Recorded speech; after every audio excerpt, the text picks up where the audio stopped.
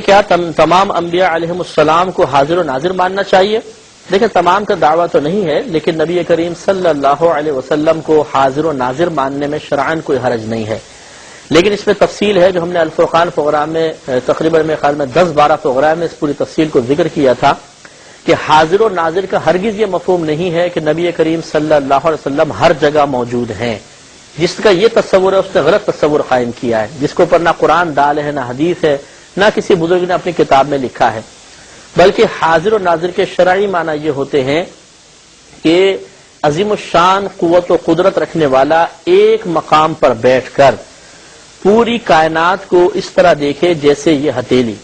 دور و نزدیک کی آواز سننے پہ قدرت رکھتا ہو، پوری کائنات کو جیسے ہتھیلی اس طرح دیکھ رہا ہو، جہاں جانا چاہے پل بھر میں بعطائے الہی تصرف کر سکتا ہو، چاہے بیٹھے بیٹھے کرے، چاہے جسم کے ساتھ وہاں پہنچ جائے، اور جو چاہے اللہ تعالیٰ کی عطا سے جس کو دینا چاہے وہ اس مقام سے دے سکے۔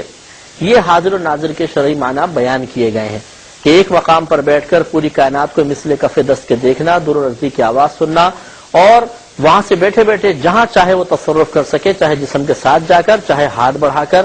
یہ مفہوم حاضر و ناظر کا ہے۔ یہی وجہ ہے کہ شرعی لحاظ سے اللہ تعالیٰ کے لیے حاضر و ناظر کے لفظ استعمال نہیں کر سکتے ہیں، کیونکہ اس کے لیے پہلی شرط یہ ہے کہ ایک مقام پر بیٹھ کر، اور اللہ تبارک و تعالیٰ کسی خاص مقام یا جگہ میں نہیں ہے۔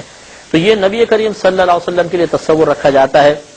کہ حاضر ناظر کا مفہوم آپ کے لیے یہ ہے کہ مدینہ منورہ میں آپ اپنی قبر انور میں بالکل اسی طرح حیات ہیں جیسے آج سے کم و بیش 1500 سال پہلے آپ دنیا میں جلوہ افروز تھے۔ اور ابن ماجہ کی بے شمار روایات اس پر، ابن ماجہ اور دیگر کتب حدیث کی روایات اس پر دال ہیں۔ علامہ جلال الدین سیوطی رحمۃ اللہ علیہ نے اس پر رسائل لکھے ہیں باقاعدہ۔ تو نبی کریم صلی اللہ علیہ وسلم اپنی قبر انور میں حیات ہیں،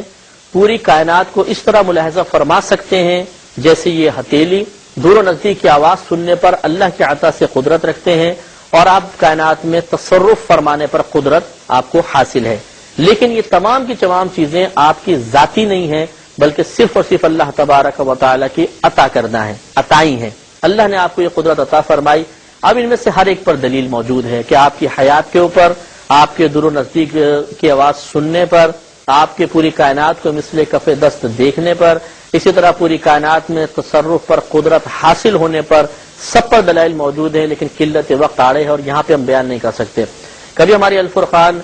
کی سی ڈیز اگر ریلیز ہوئیں، اس میں حاضر و ناظر کا جو ٹاپک ہے وہ آپ پروگرام لے لیجئے گا اور پھر اس کو آپ ایک دفعہ ملاحظہ فرمائیں، انشاءاللہ بکثرت دلائل اور سینکڑوں حدیثوں سے یہ چیز ثابت کی گئی ہے کہ ایسا ممکن ہے۔ چنانچہ اگر کوئی اللہ تبارک و تعالیٰ کی قدرت کو نہیں مانتا ہے، کہ ہم نہیں مان سکتے کہ اللہ تعالیٰ ایک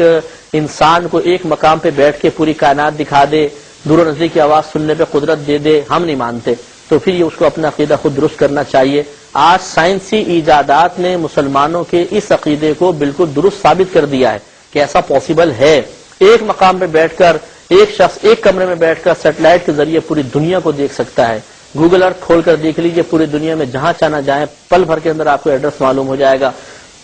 اسی طریقے سے دور و نزدیک کی آواز سننے کے اوپر قدرت آپ کو بھی حاصل ہو گئی ہے۔ یہاں موبائل نمبر ملائیں، امریکہ میں بیٹھے ہوئے شخص ایک لمحے کے اندر اس کو کال پہنچتی ہے اور آپ باتیں شروع کر دیتے ہیں۔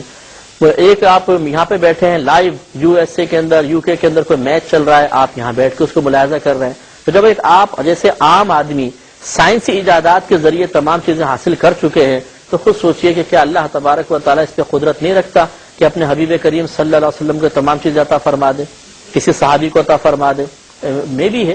تو بالکل پاسبل ہے، اس پہ کوئی انکار کی گنجائش نہیں ہے۔ اور جب صحیح حدیثیں قرآن کی آیات اس پر دال ہیں تو پھر انکار کرنے کا کیا فائدہ؟ ہاں بات وہی ہے کہ اس میں میجر جو مسٹیک ہوگی وہ اس صورت میں ہوگی کہ جب جانی بہن سے کہ جو اس کا عقیدہ رکھتا ہے نہیں رکھتا، وہ غلط فہمیوں کا شکار ہو کے دوسرے پہ الزام تراشی کریں، یا عقیدہ رکھنے والا غلط فہمی کی بنا پر اس عقیدے کو غلط بیان کرے۔ جیسے جاہل قسم کے لوگ یہی کہتے ہیں کہ حاضر ناظر کا مطلب ہے نبی کریم سامنے موجود ہیں، ہر جگہ موجود ہیں۔ کس نے کہا ہر جگہ موجود ہیں؟ آپ مدینہ منورہ میں اپنی قبر انور میں موجود ہیں، حیات ہیں، پوری کائنات کو ملاحظہ فرما رہے ہیں اور دور و نزدیک کی آواز سنتے ہیں، تصرف پر قدرت رکھتے ہیں۔ یہ حاضر ناظر کا معنی ہے اور یہی اپنے ذہن میں رکھیے۔